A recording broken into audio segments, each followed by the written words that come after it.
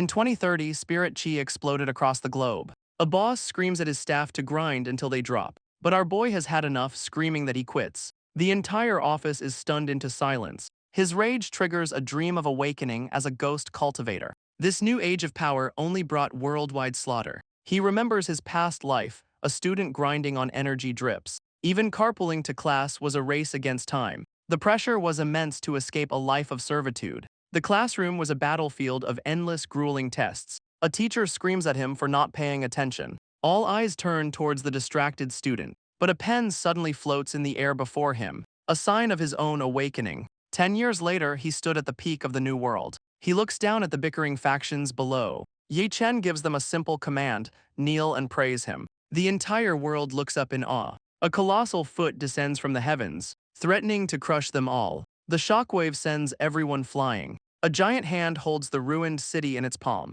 The crowd chants his name in unison. And then he's back in a modern office. A pen spins on its own, glowing with power. The world's surrender is now just a mountain of paperwork. A new government scrambles to process the aftermath. In a sterile boardroom, the new world order is decided. A colleague tells Yi Chen that society must be rebuilt. She insists that he must shoulder this new burden. But our boy just cleans his ear, completely unfazed. He scoffs, asking if she's seriously giving him more work. After a decade of war, he refuses to be a watchdog. He just wants to be a free, unfettered lone wolf. She smacks him over the head with a folder. He protests, claiming the invincible ruler deserves respect. She hits him again, scolding his terrible manners. She tells him to take a good look at himself. He's the supreme leader, yet he's dressed for the beach. She reminds him of the sacrifices made to achieve this peace. Yi Chen stands, his playful demeanor suddenly gone. He puts his arm around her, catching her by surprise. He calmly delegates all world management to her. If anyone disobeys, he'll personally beat them into submission. She swings again, but he dodges with a grin. Her face is a mask of pure, unadulterated fury. But her glare softens for just a moment. He leans in close, his expression now serious. She gives him one last chance to accept his duty. But he says there's nothing left to be forced to do. She lets out a soft, calculated sigh. She argues that an idle life will be lonely. Her logic actually starts to get through to him. She offers him a new, stress-free job. She pats his shoulder like a concerned elder. Her mission for him: get married. He thinks it sounds like a pretty good deal, until the reality of her words sinks in. His outrage echoes across the entire city. The scene shifts to a bustling hot pot restaurant. A white-haired chef meditates with floating swords. Her eyes flash open with culinary focus. Her blades slice meat with supernatural precision. Magic now serves food in this peaceful new era. Ye Chen takes in the strange, new normal. He reflects on how wartime spells have found new purpose. Now he's stuck waiting for his blind date. He taps his fingers, growing more impatient. In a flashback, he protests this forced marriage. He just wants to enjoy his hard-won freedom. But his colleague stands her ground, unmoving. He begs her to stop acting like his guardian. She reminds him of how his parents died for them. They entrusted him to her with their final breaths. Overwhelmed, he just wants to know why. She explains the political reality of his power. His old enemies now want marriage alliances. He shouts that he knows how these alliances work. He pictures the beautiful women from historical dramas. But reality is often far more horrifying. She reminds him he's a weapon of mass destruction. He wonders if it's because he's so handsome. She pinches his cheeks, completely unimpressed. Without his power, no one would give him a glance. But since they fear him, they'll send their best. The logic suddenly clicks in his head. He sees her point with sudden clarity. He's suddenly on board, demanding a photo. He asks if she's free, but she just shakes her head. She tells him a little mystery is better. He feels like he's been completely played. Back in the present, his blind date arrives. Her gentle voice makes his heart pound. He turns around, flustered but ready to meet her. But his date is wearing a demonic mask. His entire world comes to a screeching halt. The masked woman stands before him, silent. He screams in disbelief, recognizing her. The crowd gasps, whispering a familiar name. The name echoes out, Lan Duoduo. The city erupts into chaos as people flee in terror. She's Lan Duoduo, one of the 10 great evils. Her reputation for total destruction precedes her. But inside the restaurant, the two remain locked in a standoff. He demands to know why she's here, breaking their truce. A flashback reveals their first, near-fatal encounter. He remembers the agonizing treatment just to survive her poison. He later sought revenge on a desolate battlefield, but she was stronger, beating him half to death. The lingering poison left him weak for months. Back in the present, she seems almost hesitant. She claims she's only here for a blind date. He stares, completely dumbfounded by her words. He explodes, reminding her they were mortal enemies. But she insists she has no personal grudge against him. He pokes her mask, furious at her denial. She was only following orders, complete her mission or die. Her confession gives him a moment of pause. The entire situation leaves him utterly confused. She asks if they can continue the date now. He recoils, shouting there's absolutely no way. He tries to leave, saying they should just part ways. But then a new thought stops him cold. He turns back to face her, a plan forming. She says her shaman predicted this would happen. He realizes no one has ever seen her true face. And now she's finally taking off her mask. The demonic visage is slowly lowered. He watches, holding his breath. She turns to face him, her identity revealed. His eyes lock onto her, completely stunned. His shock quickly turns to disbelief. The sight leaves him absolutely speechless. His entire world is shaken by what he sees. She asks if he's finally changed his mind. She immediately asks if they can get married. For a second, he seems to agree. But a different plan is brewing in his mind. He violently shakes his head no. He yells that marriage requires actual love. She promises she will love him after they marry. Her logic is driving him completely insane. He grabs her, demanding to know what love is. She admits she doesn't know but can learn. She explains she was a child prodigy. He's stunned by her incredible intellect. He remembers just praying to pass his exams. He prepares to give her a grand definition of love. He starts his big speech with confidence, but he trails off, unable to explain it himself. He clutches his head, completely lost for words. She waits with a serious, hopeful expression. He admits he's been too busy fighting to know love. Suddenly, a brilliant idea strikes him. He declares he'll find someone else to ask. His sudden shift leaves her completely baffled. His eyes glow as he activates a divine ability. A cosmic portal opens at his command. She can only stare, utterly confused. The portal reveals a busy office full of clones. One of them answers the phone, looking annoyed. He explains this power helped him pass his exams. He clears his throat to get their attention. He reaches through the portal, interrupting her work. From the office, they watch him approach. A dozen identical, irritated faces turn to him. The lid clone demands to know what he wants. He begs her to stop her power, it's terrifying. The clones vanish, leaving only the original. She steps through the portal to confront him. She greets the girl, calling her Duoduo. Duoduo nervously greets the powerful woman. The woman pokes him hard in the chest. She scolds him for interrupting her important work. He asks her to explain love to Duoduo. The woman is stunned by his absurd request. She admits she's just as clueless about love, but he calls her out on her secret hobby. She tries to deny it, completely flustered. He insists her comic knowledge is enough. Cornered, she struggles to find the words. He offers his own definition of love. He turns to Duoduo, asking if that makes sense. Duoduo immediately declares her love for him. She says she's always planning their next fight. The woman absolutely loses it, laughing hysterically. Her laughter echoes as the two stand baffled. He tries to stop Duoduo's confession.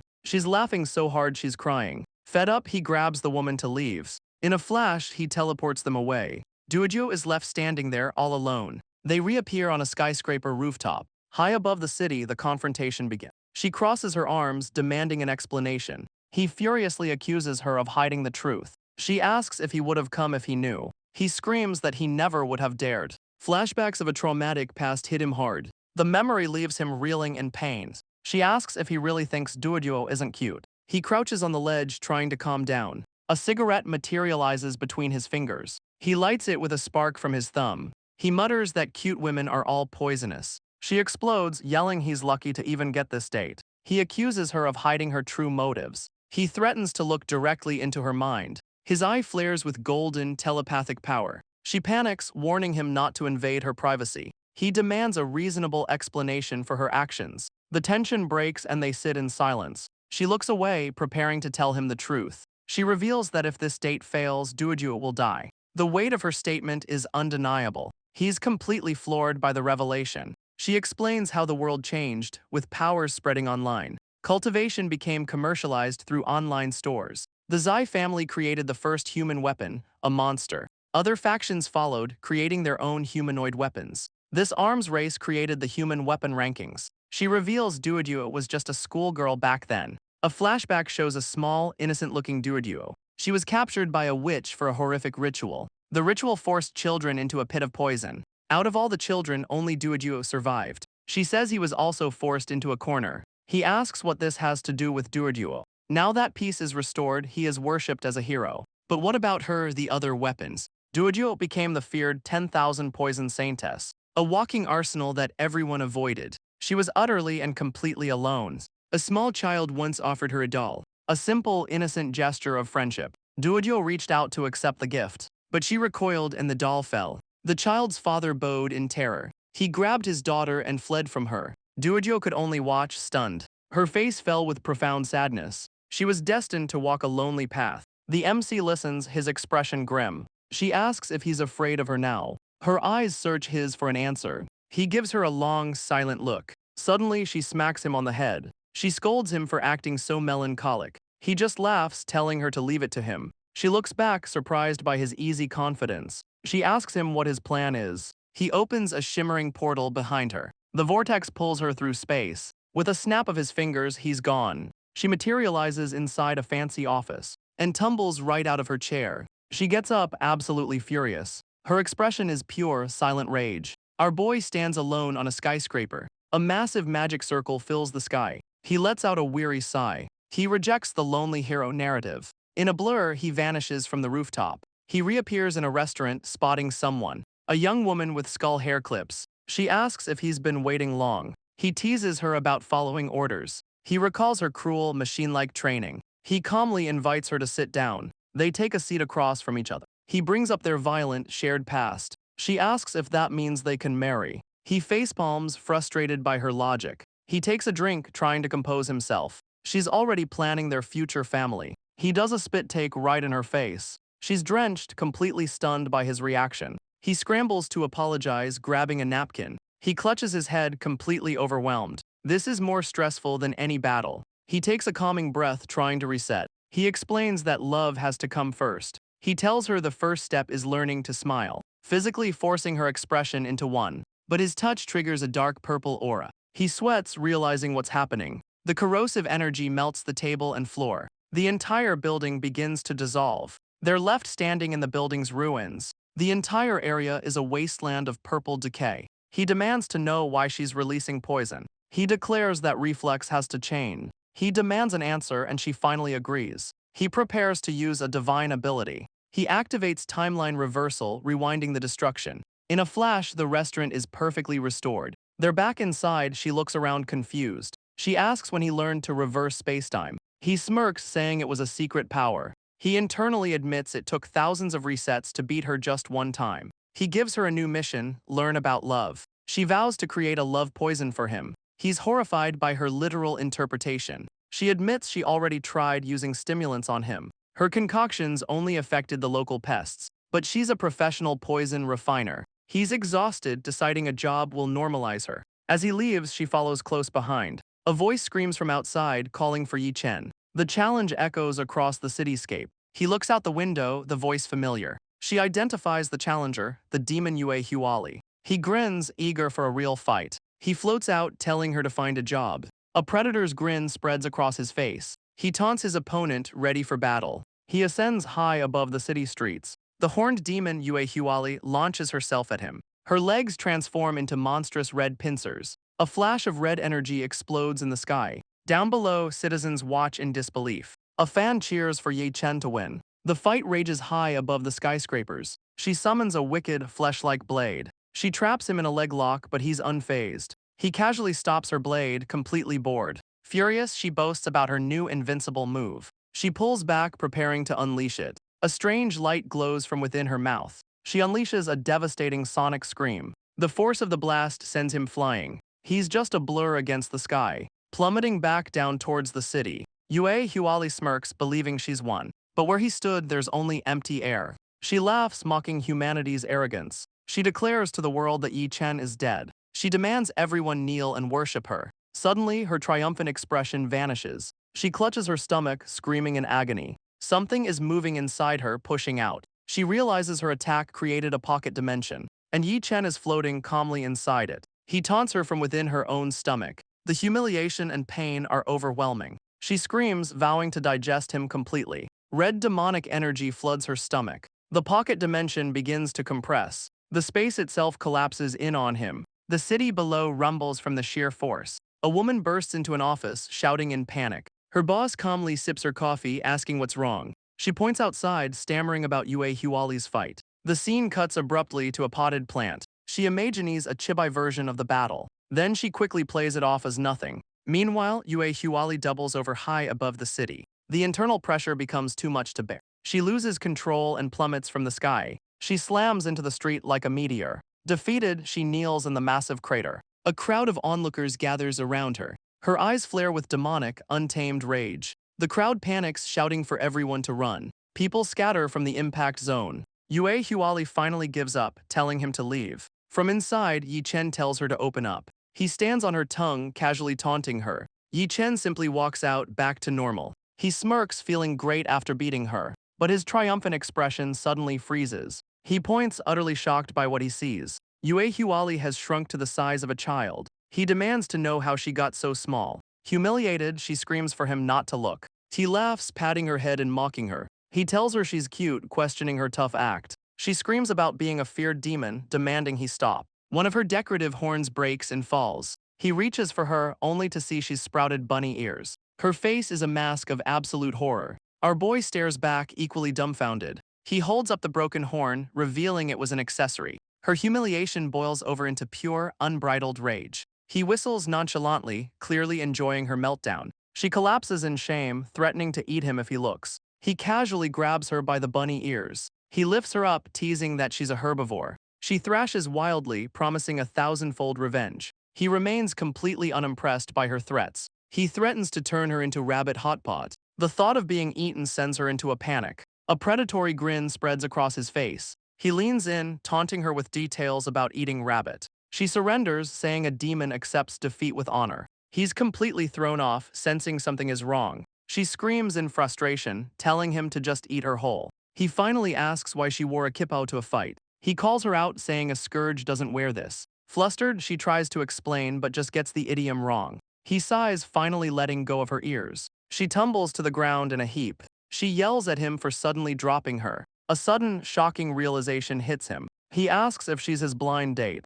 Her face explodes in a flustered panic. She explains diamond mating instincts after defeat. A wicked, knowing smile spreads across his face. He lectures her on interspecies relationships. She bites her lip, tears welling in her eyes. She insists only the strong are worthy of her. Our boy is suddenly at a loss for words. He remembers her true, tragic origin. A unique demon crossbred from many species. A living weapon, now the loneliest in the world. He reaches out a hand to comfort her, but he hesitates, unsure of what to say. The somber mood is suddenly shattered. She demands food before they discuss breeding. They're at a restaurant, drawing a huge crowd. He smirks, surrounded by mountains of plates. She happily devours the human food. He stifles a laugh at the sight. He mocks her, imagining her eating grass. The waiter brings another impossibly large order. She eyes a fresh steamer of dumplings. Then she inhales a mountain of noodles. She dives headfirst into the massive bowl. She orders 200 more servings before passing out. She explains that demons mate for life.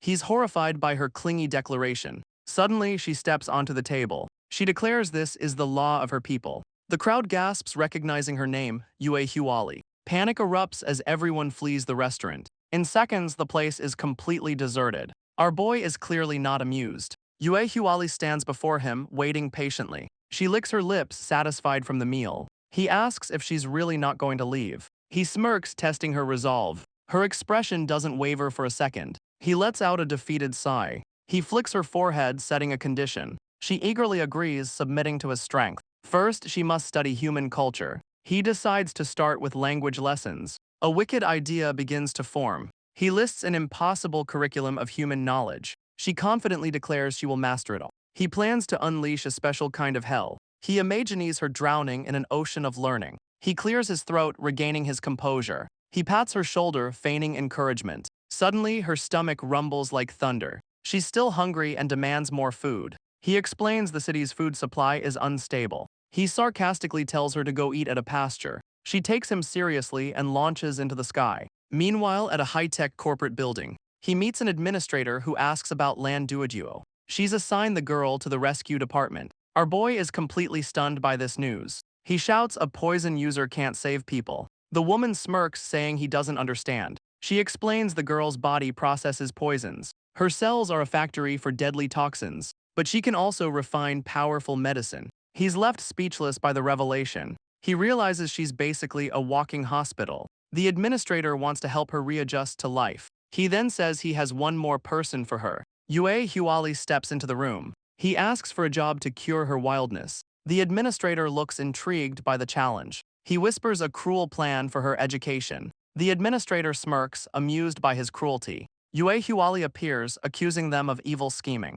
The administrator explains the new job opportunity. Yue Huali will be their guardian deity. She protests, saying she only knows how to fight. He yells at her to take the job or leave. His outburst leaves her pouting and speechless. She recalls how all demons cower before her. An awkward silence hangs in the office. He telepathically admits he feels sorry for her. The administrator rises from her chair. She approaches and playfully pokes his cheek. She presents him as a powerful, peaceful man. She's shocked that humans don't fear him. He's reduced to a harmless, hungry child. She challenges her, asking if she's scared. Her pride stung, she accepts the task. She storms off, ready to cause a scene. He's surprised at how easy she was to handle. She wonders about the rabbit ears, not horns. He reveals a shocking secret: she's a herbivore. He slumps down, now a problem child manager. The administrator just laughs at his suffering. He demands she reject the other wicked women. The administrator reveals an old friend is here. He's shocked that Mu Yan has finally returned. He remembers Mu Yan abandoning his training. Their old trio is finally back together. He bolts out, eager for a reunion fight. She tries to warn him about something important, but he's already gone in a flash. She warns that his friend has problems. He soars through the mountains, yelling insults. He promises to vent all his pent-up anger. He flies towards a secluded house on a cliff. His spiritual energy roars, demanding a fight. But the house remains completely silent. Our boy is confused by the lack of response. He lands quietly to investigate the house. Cautiously, he peeks through the front door. He steps inside, calling out to his friend. A strange sound catches his attention. He finds a white-haired girl playing video games. His mind short-circuits with confusion. He just stands there, completely stunned. The girl is completely absorbed in her game. He asks her where the old gazer Mu Yan is. She calmly sets down her controller. She turns to face him, about to answer. He points, jumping to a wild conclusion. He calls her sister-in-law, asking for Mu Yan. The girl's gaze is cold and direct. He keeps rambling, asking how they met. His teasing grin gets uncomfortably close. She states plainly, "I am Mu Yan." He just laughs, thinking it's a joke. She closes her eyes, preparing her proof. She reveals a secret only his best friend knows. His mind reels, trying to understand. She continues, listing his most private habits. Pure, unadulterated horror dawns on his face. He begs her to stop the verbal assault. His composure is completely shattered. She repeats her name one more time. The horrifying truth finally sinks in. His world is rocked by the revelation. He grabs her, desperate for an explanation. He asks how his friend became this. The question hangs in the air, unanswered. He wildly guesses it's accursed sword art. She shoves him away, clearly annoyed. He stares up from the floor, utterly broken. He asks if the transformation was total. He gestures, asking if he really cut it all off. He weeps, praising her noble sacrifice for peace. Mu Yan is completely unimpressed by his drama. She tells him to stop his weird hand-caressing. He stands up, trying to regain his composure. She finally explains the great evolution sword art. During a critical stage, inner demons attacked her. She barely survived, and this was the result. Yi Chen stares, completely flustered by the sight. He swallows hard, his mind reeling. He rants about their broken pact of brotherhood. Mu Yan flexes her feet, a sly idea forming. She teases him, offering a sisterly favor. Her face inches closer with a mischievous smirk. He panics, waving his hands in surrender. The provocation is too much for him to handle. Her playful mood instantly vanishes into anger. He desperately tries to deny his reaction. He claims he's too loyal to take advantage, but a wicked grin betrays his true thoughts. He lunges, wanting to study the sword art's effects. A swift kick connects squarely with his face. She laughs, calling him the same pervert he always was. Humiliated, he yells back at her. He changes the subject, demanding to know where she's been. He screams that he thought she was dead for years. His anger cracks, revealing years of grief. He turns away, hiding a single tear. Her own expression softens with regret. She explains she was trapped in White Emperor City. He turns back, the name sparking a memory. He recalls rumors of a mysterious sword immortal, a masked woman who guarded the city alone. He points, a sly grin spreading across his face. She's completely unaware of her ridiculous nickname. He teases that she was just busy with suitors. She tells him to get his mind out of the gutter. The real reason is a terrifying threat emerging. a dark power she can no longer contain. He grabs her, shocked that anything could challenge her. He quickly changes his grip, catching her wrist. He holds her hand, his expression now serious. He grins, declaring he'll go with her. Without another word, they launch into the sky, soaring through the air at incredible speed. She notes that he's changed just a little. They pause high above a sea of clouds. Below them lies White Emperor City, a giant sword at its heart. A city bustling with alchemists and ancient arts, and modern factories mass-producing magic weapons. Yi Chen sees only peace, confused by her warning. She reveals the giant sword is not a monument. It's a seal for a dark power she can't contain. Yi Chen realizes it wasn't just for show. With a grim look, he reaches for the sky. A colossal, rune-etched arm descends from a vortex. It takes a firm grip on the sword's hilt and pulls the entire blade from the city's core. She screams in horror at his reckless action. The ground shatters, unleashing a dark chasm. A torrent of evil energy erupts into the sky. The seal is broken, the entity is escaping. Below, the city's people are completely unaware, until a terrifying aura makes them flee in panic. Darkness consumes the sky over White Emperor City. A ghostly face cackles, celebrating its freedom. The entity vows to drain the life from its jailer. Yi Chen just smirks at the villain's cliché speech. She explains this as a ghost gate of pure yin energy. Its power rivals his own at his absolute peak. So Yi Chen shouts, taunting the ancient evil. The massive entity turns its gaze upon them. She's furious he provoked it without a strategy. The creature spots her, its intentions turning vile. It gathers its power into a swirling vortex. A new, powerful form emerges from the darkness. She unleashes a powerful Netherian attack. She's going all out to stop the creature. A beam of pure yin energy blasts the entity. It collides with the darkness in a huge explosion, but a demonic claw emerges from the smoke. Yi Chen, however, seems completely bored. The entity's new form grabs him by the shirt. The creature is not amused by his disrespect. He's surprised this kid blocked his attack. He warns that showing off has a price. His dark energy surges with immense power. He lunges forward to teach Yi Chen a lesson. His claws are inches from our boy's face, but a single hand stops the attack cold. Yi Chen effortlessly catches the monster's fist. The entity is furious, using 80% of his power. He unleashes his full strength but can't break free. Suddenly, the threats turn into pathetic begging. With a silent command, the entity just dissolves. He blows away the last remnants of the evil. He explains that wasn't even his full strength. She's bruised but admits he was impressive. Below, the crowd recognizes the two heroes. The sudden attention catches them both off guard. Suddenly, dozens of suitors fly up to propose. The sky fills with men on flying swords. She complains that his heroics stole her thunder. Suddenly, she grabs his arm, looking flustered. The crowd of admirers closes in fast. She holds on tight, a plan forming. Her suitors are confused by the sudden display. Yi Chen asks what she thinks she's doing. Without a word, she kisses him on the cheek. The hopefuls are completely heartbroken. She announces they're on a date and in love. But the crowd of men refuses to leave. Yi Chen's patience finally runs out. A flick of his power sends them flying. She breathes a sigh of relief. He smirks, teasing her about her choice of words. He's flustered by her bold public claim. The awkwardness hangs between them in the air. She says he owes her for getting him out of that. He corrects her, saying she owes him 2 favors now. With that, he flies off along the coast. But she quickly catches up to him. He asks why she's still following him. She declares her intention to rejoin the team. He reminds her she left them without a word. His grumpy reaction makes her laugh. He jokingly tells her to punish herself. She challenges him to 300 cups of alcohol. He agrees without a moment's hesitation. She's surprised he accepted her difficult terms. But suddenly, Yi Chen's expression hardens. He stops mid-flight, sensing trouble below. Her playful demeanor instantly vanishes. On the cliffs, a tense standoff is underway. A woman in white is surrounded by armed men.